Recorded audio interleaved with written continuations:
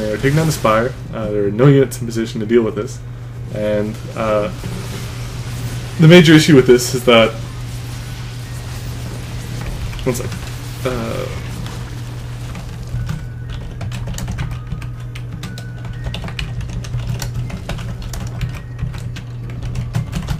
Okay, so that would be an example of my macro failing, talking about the game while I was macroing. Okay, anyway, so, yeah, he's going for his third base, which is good. You always want to be of the mind that you're always trying to expand. Okay, but the two major concepts I want to talk about in this game are choke points and efficient exchanges, because Starcraft is well, not even...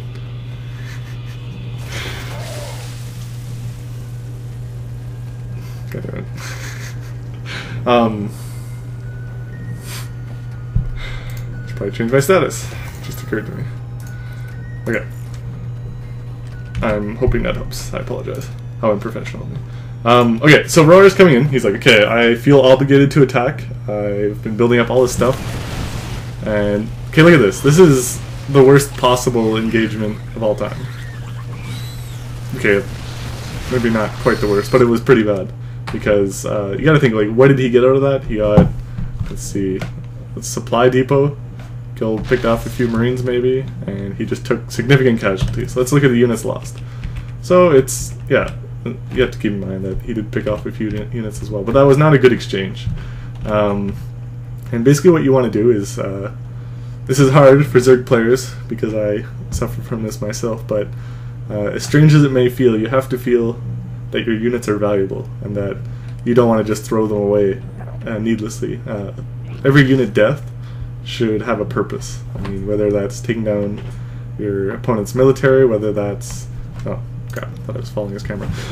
Whether that's killing his economy, regardless of what happens. But, important piece of advice I want to give out. Okay, so first attack has failed. He has his third base. His second base is undersaturated. Look at his units. He's got 30 drones, which is not a whole lot, considering it's 18-minute mark, and he hasn't really been harassed.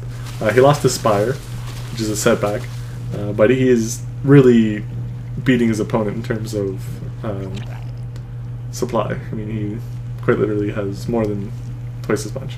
Okay, so what do you do when you have lots of minerals and lots of Vespene gas? Well, assuming that you weren't just saving up to just get like a whole crap load of units all pumped out at once, you have to start, you have to come up with ways for yourself to spend money intelligently.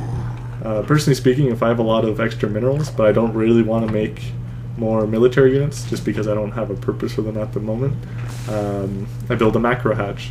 And macro hatches are pretty decent, provided you don't get them too early. I'd say around 2 or 3 bases is about a good time to start getting them. But what they do is that, A, they soak up a lot of damage if your opponent's walking by, because people tend to attack the macro hatch first because it's the first building in the way. So it soaks up a lot of damage. I mean, for example, the hatchery has 1,500 hit points, which is, it can buy you valuable seconds.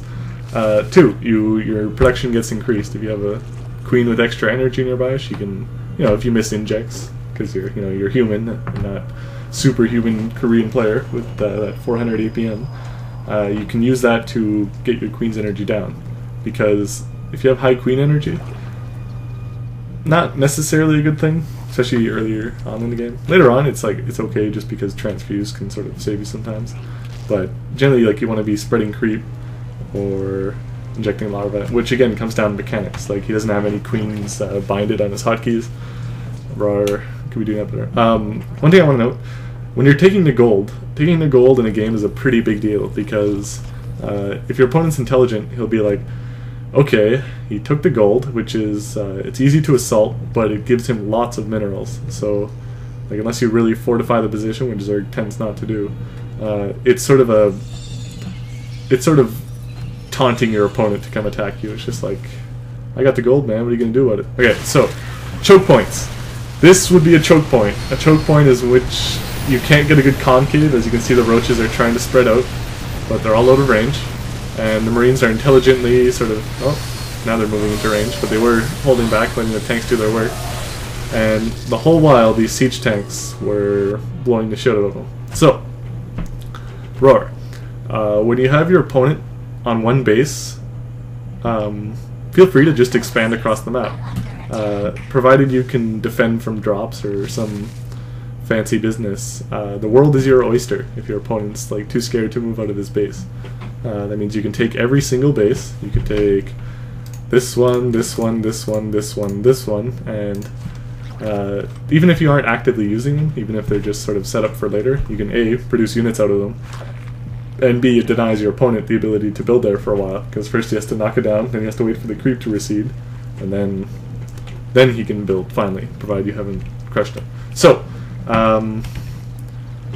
what do you do in this situation? So, you take all the expansions, you basically do everything you ever wanted to do on this map.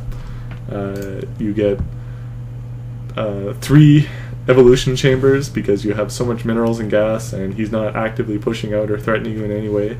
He's just chilling out. He's like, please build up. That is what his base is telling you. It's like, please just don't do anything to me, and I will sit here and I will win somehow. But so as you can see, he's got Infestor Pit. Infestors are awesome. They're good for taking out large groups of marines that are clumped up. They're good for Neuroparasite, but I'm not good with them, so I have a bias against them. Screw Infestors. As you can see, he's building lots of roaches, lots of mutas. Okay, so what are mutas? Mutas are screwed that up. A harassment unit. They are built just to annoy your opponent. They're not, until you get like 35 of them, they're not like a really good unit.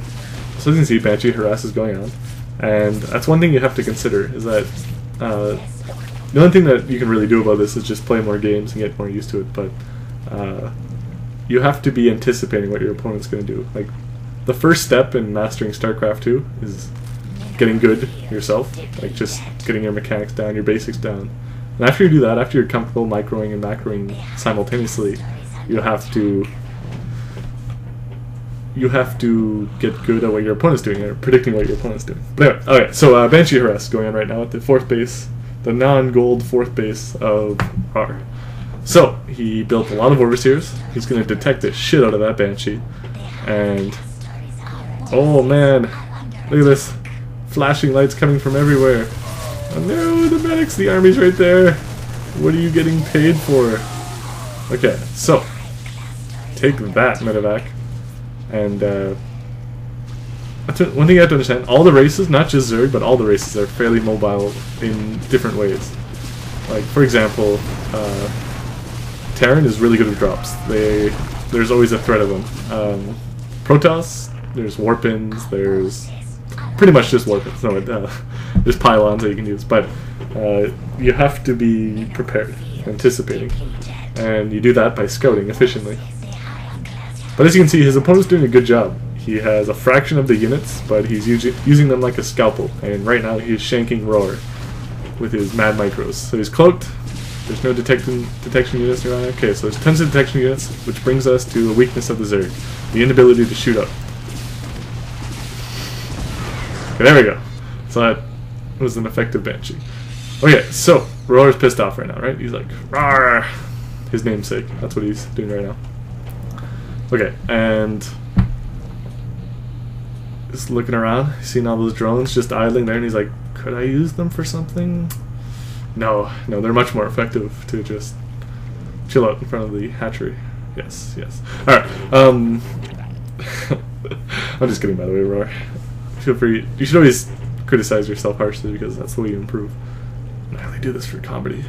It's for the comedy. Okay, so look at this. Roar just has a buffet of tech choices. He can go Hydras, he can go Infestors, he can go Spire. But he seems to really like Spire with mutas. However, you will notice that he is not harassing with the mutas, which is an issue. Units... There's certain ways each unit is used to its maximum effect. Zerglings, for example, are an amazing unit for getting surrounds and killing units quickly, but if they can't get a surround, they are less than efficient. At that point, they become good at mute shields, being mute shield, or preventing reinforcements from joining the Ball of Doom. Okay, so we have lots of roaches. One thing I want to point out is they have no upgrades. Upgrades are important, especially when you're maxed out and you have nothing else to spend your money on. But yeah, so at this point, Roar feels obligated to attack. This is why he keeps attacking. And the exact opposite is the truth. Roar has no obligation to attack whatsoever. He has more bases. Well, one thing I want to note is that you should always be trying to tech up, whether that's to Ultralisks or Broodlords. They're pretty amazing. Also, you should just be getting everything. Like, just click on everything, because you need to spend money because you're maxed out at this point. And yeah, but yeah, choke points. We'll discuss this again.